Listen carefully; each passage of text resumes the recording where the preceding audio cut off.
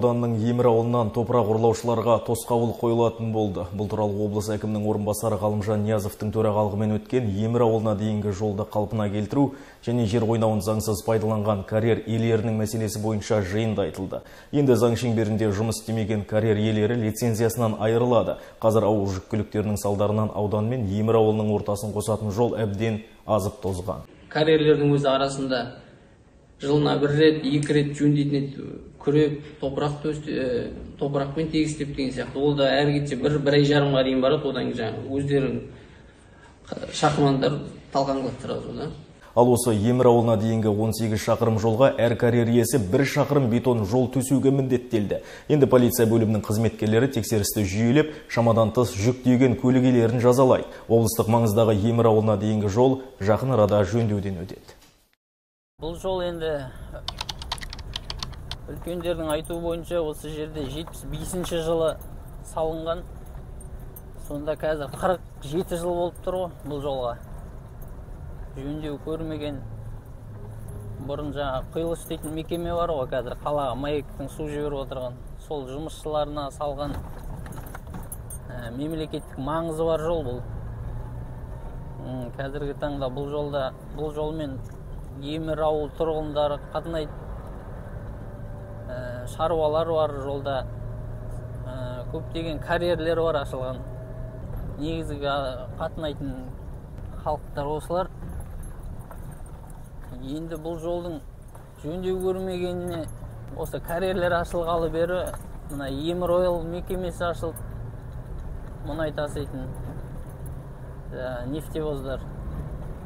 Солар басталғалы бері бұл жолдың сиқы осындай болды. Жөндеу көрмеген бұл жолды және пайдаға аспай қалды ғой, тек қазір қапталмен жүресің. Бұрын жол жақсы кезінде ауылымызға жарты сағатта жетіп алатын едік қой. 35 километр жерді. Қазір сағат жарым жүреміз енді мына жолмен. Жеңіл көлікпен 2 сағатқа дейін жүресің. Атағали Сайлау 1949 жыл туғанмын. Өмірі бойы осы ауыл шаруашылығында Озалда сапқозда түйе бақтым. 91 жылдан бастап осы Емір елді мекеніне көшіп келдім. Денсаулығым жарымай шаруашылықтан шығып, содан бері жеке қожалық азғантай малымызбенен күнелтіп осы Емірде отырмыз. Екі Емірде 30 шамалы үй бар. Мына жерде қасымыздан Емір ойл дейтін мекеме келіп, әр жерден осы ауылымыздан 1-2 километр жерден бұрау қазып, сол осы жерді гүлдендіреміз деп олар өз жөніне кетті. Емір ойлдың бастығы аты жөнін ұмытып қалып тұрмын. Төлеуш. Ол кісі марқұм қайтыс болып кетті. Барында газ тарттырам, бәрін ұйымдастырам. Мына жерден көп болса бір 10 километр жер екен. Газ тартып берем деп уәде берген. Ол кісі енді кетті ғой. Енді осы жерде отырмыз. Газымыз жоқ, қи жағамыз. Газ пеш тығамыз қыстай. Ол тоқты жұтады. 18 теңге 80 тиыннан ба? Соны тоққа соны ұстайды. Сонда ол газ тыққанда қарайған ақша шығады. Айына 32 мың, 35 мыңнан. Бір пештің өзіне.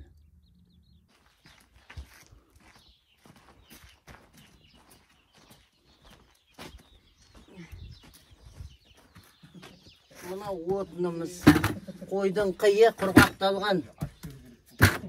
Қара түтін мұржадан будақталған дегендей. Газ жоқ, отынның сықпыты мынау жағатын. Не істейгенді? Осындай өркениеттен жұрдай болып. Отынымыз қойдың қиы. Бүрік шешеласын ұмытып қалып отырым. Елтизаровтың өзі келді. Қасында замы ма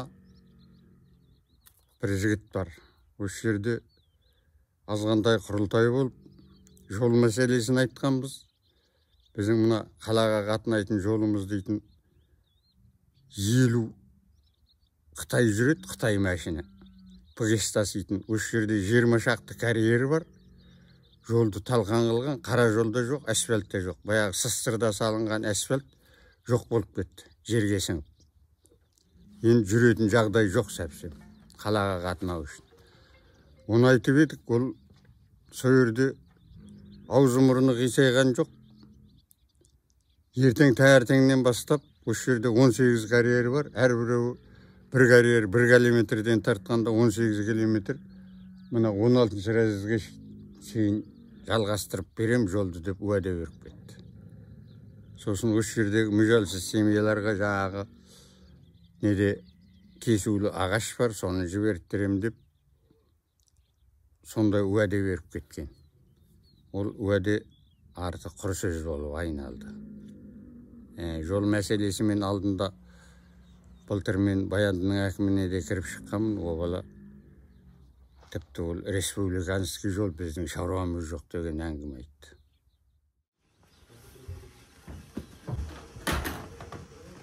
Мынау пеш, осымен жылдан, маршымыдық пеш.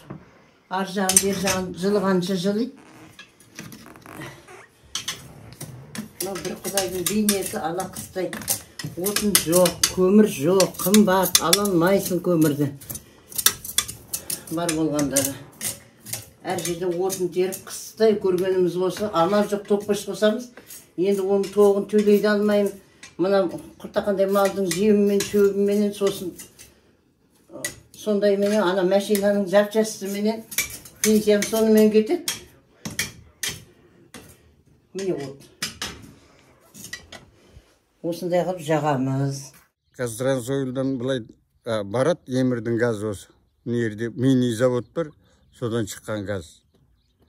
Содан бері тартамыз деп Задвич шығарып қойған, Задвичке орнында тұр. Мына бір жерде нән завод салған, о завод қирап шағылып қалды уже. Анау жаңағы Қазтрансойл сол тұрбаменен Маңғыстау 5-ке жібереме, солай кететін тұрба. Біздің арамыз енді көп болған, тікес жүргенде 9 километр шығар. Енді шаруашылықтың жағдайы осы, былтырдан бері қоныс жоқ. Жемсіра 2000-2200 бір 5 қап жем берген, бесплатно. О да Емірде 3 үйге берді, қалған ата-бабасымен жоқ. Соныменен отырған еліміз, шаруашылығымыз нашар, мал өліп жатыр. Бізге со жолды салып, газын тартып берсе, көмектессе дейміз. Ал енді мен Сындыбекова Күләш деген зейнеткермін. Жасым 70-ке таяп қалдым. Осы араға 1996 жылы келдік. Көшіп келген себебіміз жұмысымыз қысқарып қалды. Жаман жылдар басталды ғой. 6 балам болды, кішкентай жолдасым жоқ. Сосын мына елдің ішіне келіп кішкене бір азғантай мал ұстайын. Соныменен балдарды кішкене өсірейін деген ниетпенен осы жерге келдім айналайын. Содан бері енді тұрып атырым. Балдардың барлығын енді өсірдім бірдеме қылып. Көмір алайын десем, көмір қымбат, ала алмаймын. Мен оған зейнетақым жетпейді. Тек зейнетақымен отырмын. Балдар бар, бірақ балдардың өзінің, әркімнің өзінің семьясы бар. Біреуінде 5 бала, біреуінде 4 бала, бала шағалары бар. Оны асырау қазіргі заманда оңай емес қой енді. Өз қалалы жерде тұрғасын. Ол балдарға қарап мен аузымды ашпаймын. Осы зейнетақымменен малымның азғантай жем-шөбін алып, мал дейтін көп малым да жоқ.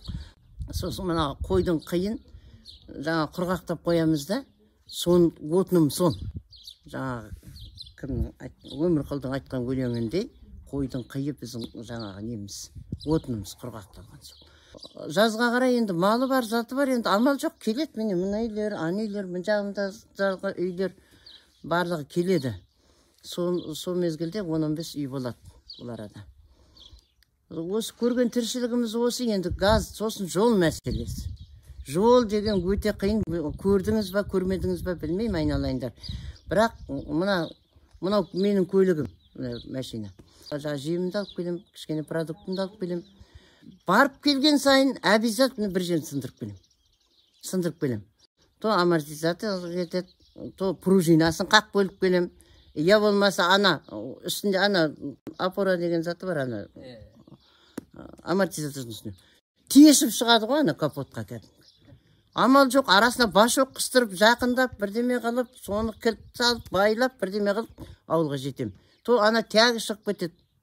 Мұнай шығып атыр қасымыздан, айдап атыр оны. Мұнай тасыған мәшіндерде қалаға сонымен жүріп атыр. Соны енді мұна емір ойыл бар, не бар, бірігіп, мұнайдың қызығын көре алмай отырған біз тек қасында отырып.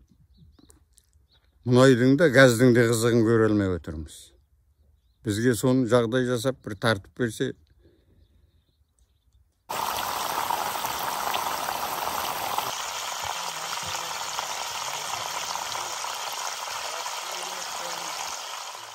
Мен мына Бұлақ шаруа қожалығының егері Зұлқарнай Ызғали 1956 жылға осы жерде 83 жылдан бері тұрам. Әуелде осы жерде шаруашылық құрып, мына жұрттар мұнайға кетіп жатқанда ойлап едік. Ой, бір шаруа құрса қарық боламыз ғой, малмен көркейеміз ғой деп. Бұл малмен біз көркейіп жатқан жоқпыз. Малмен неге балдар айтса кетек деп. Кетекке кіріп жатырмыз. Ешқандай үкіметтен көмек болған жоқ, құрттай бір тыйым берді. О тыйыны берген тыйыны малға не болған жоқ. Пенсиямыз салдық, о да жеткен жоқ. Сол өлмешінің күнімен күнелтіп жатырмыз. Сол біздің жағдайымыз. Мына жол дейтін нашар, жүретін мүмкіндігі жоқ. Өзі мына пенсияға адам құрттай жем жеткізе алмай жатқанымызда техникамызда құрып жатыр. Бүткіл қыс бойы мына біз неге дровилка қосамыз? Мал азығын бордақылауға, уатуға. Мына даладан қамыс шабамыз, жантақ шабамыз, соны уатуға. 380 тоқ пайдаланамыз дровилкаге. Мен кеше есептеп отырсам, 2 жылға 700 мың ақша төлеппін дровилкаге, үйдің светіне несіне. Аптасына 2 рет барып келеміз, аты жөніміз, фамилиямызды ұмытып қаламыз келгенде. Есіміз кетіп шаршап декеміз, мәшін қалған жоқ. Сален блок дейме балдар ауыстырып атады қайта-қайта.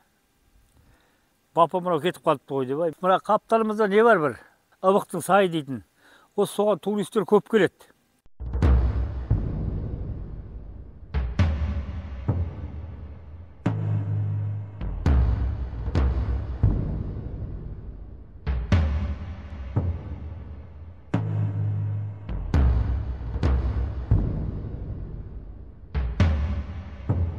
О шағылып, мәшін сынып, жаңағы шарабой кетіп атқандар бар. Кейде келеді. Аға сөйтіп көмектесші деп. Жалпы мәшін жүретін мүмкіндік жоқ, ешқандай мүмкіндік жоқ. Айналайын қарады әне көрді. Өлшекте шығып бастапты.